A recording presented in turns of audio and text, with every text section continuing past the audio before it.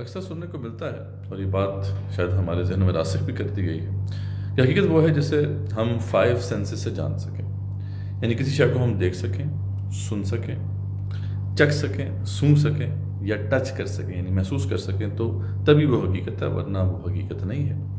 لیکن اگر آپ غور سے دیکھیں تو یہ بات درست نہیں ہے۔